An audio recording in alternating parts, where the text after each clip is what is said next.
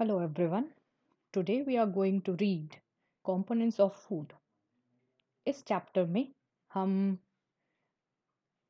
Complete कर चुके हैं sources of food nutrients. Like we have read about what are the nutrients of carbohydrate, protein, fat, vitamins, minerals, dietary fibers and water. And we have read about their importance also. Now we are going to read about balanced diet today. So what is balanced diet?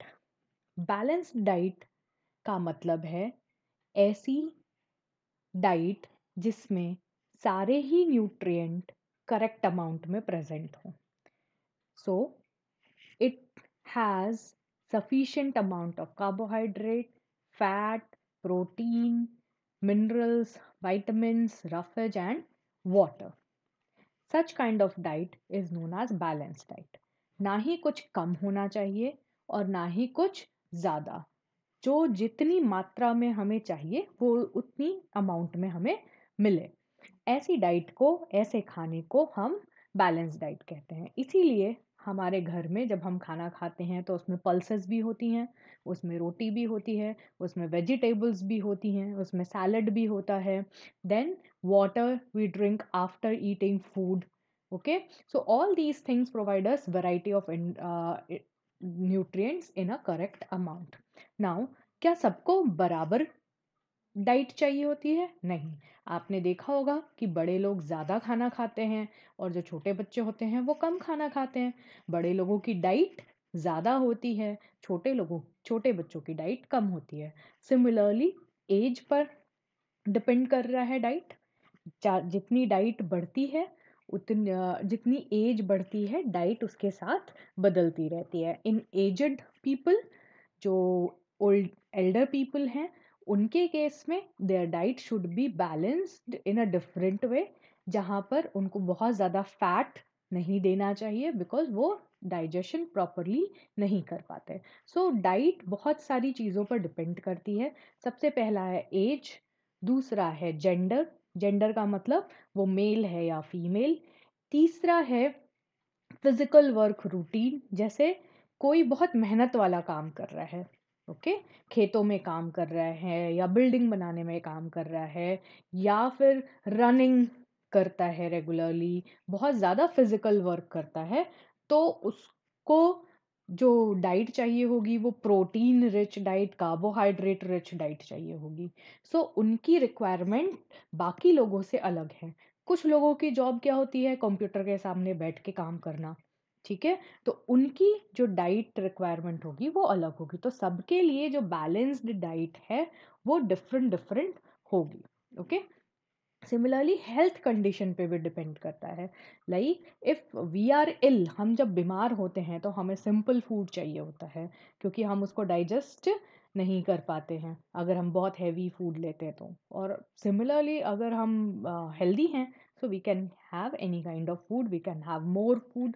So all these things affect the balanced diet. So what is balanced diet? The diet that contains good amount of all the nutrients and roughage and water. That diet is known as balanced diet. Now, अगर हम balance diet नहीं लेते हैं तो क्या होता है? जैसे आप देख रहे हो दैट बूझों ने बहुत सारा फैट रिच खाना खाया, जैसे समोसे जिसमें तेल बहुत यूज होता है, ऑयल बहुत यूज होता है, घी बहुत यूज होता है. सो अगर उसने ऐसा खाना खाया तो आप उसकी कंडीशन देख रहे हो. what is his condition? And this condition is known as obesity. So obesity is the condition which is developed due to eating of fat rich food. ज़्यादा फैट खाने से हमें जो मोटापा होता है, जो डिजीजेज होती हैं, हमारी हार्ट में प्रॉब्लम हो सकती है, ब्लड प्रेशर इंक्रीज हो सकता है, all those conditions are result of obesity. Okay, so we do not, कुछ भी एक्सेस में भी नहीं खाना है और कम भी नहीं खाना है. Let's see next slide. अब सिर्फ बैलेंस डाइट लेने से काम नहीं चलेगा. While cooking we have to understand few things. कुछ चीज़ें हमें ध्यान में रखनी है. सबसे पहली चीज़, जो भी आप वेजिटेबल्स लें उसको वॉश तो करें, लेकिन वॉश कटिंग करने के बाद या फिर पीलिंग करने के बाद। पीलिंग का मतलब होता है छिलके हटाना। ओके, सो बिफोर कटिंग और piling you should wash the vegetables, not after cutting and peeling. So after cutting and peeling, do not wash the vegetables. Second is repeated washing of rice and pulses will remove vitamins and mineral from it. So हमें बहुत ज़्यादा wash नहीं करना चाहिए rice और pulses को। 2 या 3 बार wash करने से वो प्रॉपरली वॉश हो जाते हैं। अगर हम ज़्यादा वॉशिंग करते हैं तो जितना उसके कवर पर वाइटामिन एंड मिनरल्स होता है या उनके अंदर वाइटामिन एंड मिनरल्स होते हैं वो वॉश ऑफ हो जाते हैं, पानी के साथ लॉस हो जाता है। Then vitamin C rich food को हमें कुक हाई हीट पर नहीं करना चाहिए। अगर आप विटामिन सी रिच फूड को कुक करोगे हीट पर, ज़्यादा हीट पर कुक करोगे या उसको गर्म करोगे तो विटामिन सी डिस्ट्रॉय हो जाता है, तो उसको खाने का कोई फ़ायदा नहीं रहेगा बिकॉज उसमें कोई विटामिन सी बचा नहीं रहता है।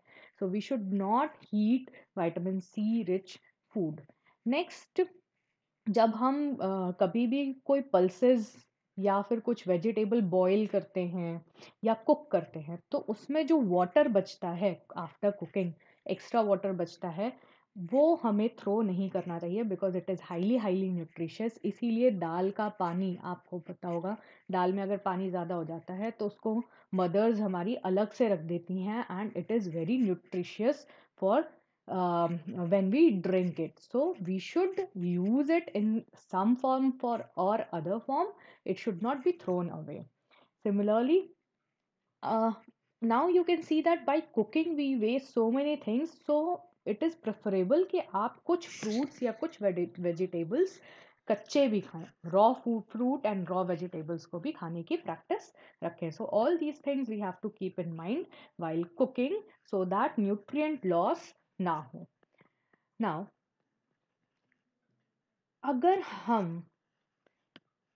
न्यूट्रिएंट्स प्रॉपर नहीं ले रहे हैं, we are not taking balance diet, we are taking less food and sometimes बच्चों को शौक चढ़ता है डाइटिंग करने का, पतले होने का. So all these things if we do, what can be the side effects, what can be the problems that will arise due to that, let's see. So when we do not take certain nutrient for a very long time, हमारी body में उसकी कमी हो जाती है. Okay, and then we suffer from diseases and those diseases are known as deficiency diseases. So ऐसी diseases जो किसी nutrient की कमी की वजह से हो रही हैं उनको हम deficiency diseases बोलते हैं. And this there are many deficiency diseases. जैसे यहाँ पर आप देख सकते हैं कार्बोहाइड्रेट डिफिशियंसी. अगर हम कार्बोहाइड्रेट बहुत लंबे टाइम तक, लॉन्ग ड्यूरेशन तक नहीं ले रहे हैं या कम खा रहे हैं, सो ग्रोथ हमारी रुक सकती है. Then our body will become lean and thin like this person. Okay, so you must have seen some poor children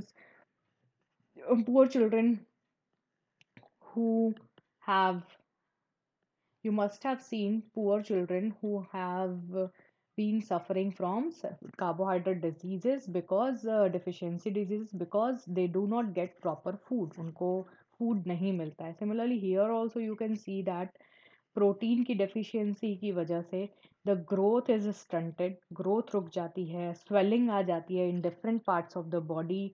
their hair and their nails are very poorly developed. You can see the nails over here, they are very poorly developed and the hair color becomes light and hair becomes very rough and uh, bad in quality. So all these things happens when we don't take nutrient for a very long time. Next, we have to learn about certain vitamin and mineral deficiencies also. Here you can see vitamin A. If we do not take vitamin A, we suffer from night blindness, जिसको रतौंधी भी बोलते हैं. हमें रात में दिखना बंद हो जाता है. So loss of vision happens. Vision मतलब देखने की शक्ति. So loss of vision happens and due to this we suffer from night blindness and sometimes अगर ये regularly होता रहा, हमने कोई medical help नहीं ली, then after some time we will lose our I site, हमारी आंखों की रोशनी पूरी तरीके से चली जाती है. So vitamin A is important for the healthy eyes. Next vitamin B, it causes, if we don't take vitamin B1, as I have told you vitamin B में बहुत सारे तरह के vitamins होते हैं. So अगर हम vitamin B1 नहीं लेते हैं और हमारे बॉडी में उसकी कमी हो जाती है, then we suffer from a disease that is known as beriberi. इसमें you can see the muscles have become weak and they have to walk by the use of crutch. So their muscles become very weak, they always feel tired. So all these things are symptoms का मतलब होता है कि उस बीमारी के लक्षण क्या हैं, हमें क्या कैसे दिख पता चलता है कि ये बीमारी हमें है.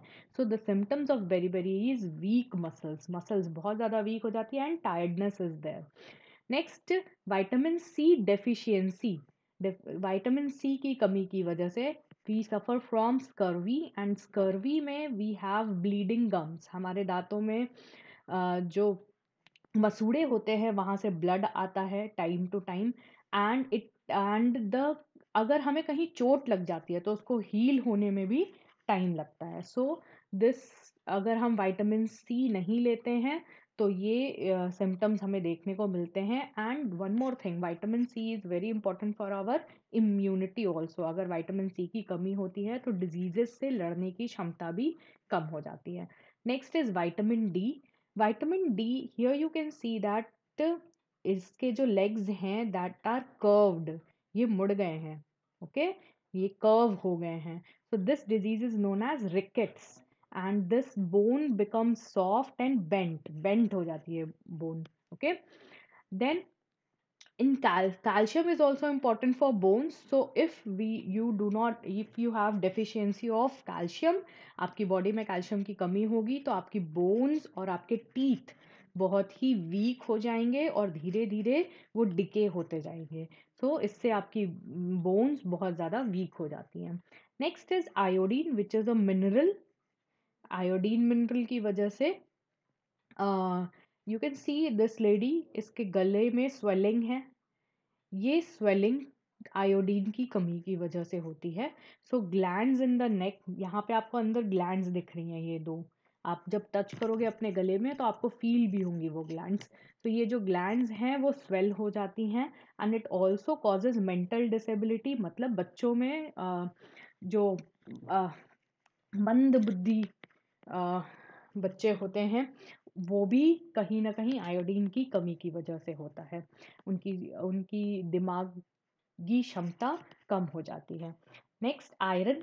आयरन की डेफिशिएंसी से अनीमिया होता है. And anaemia is causes weakness. And you can see here this his hand and his hand, there is difference between these two hands. One is yellow in color and other one is reddish in color. So this shows that body में blood की, hemoglobin की कमी हो रही है, and this may be due to iron deficiency. So you can see how important these vitamins and minerals are there in your body. So अगर हम खाने में इनको proper amount में नहीं लेते हैं, balanced diet नहीं लेते हैं, then we can suffer from various kind of disease and disorders. So we have to keep in mind.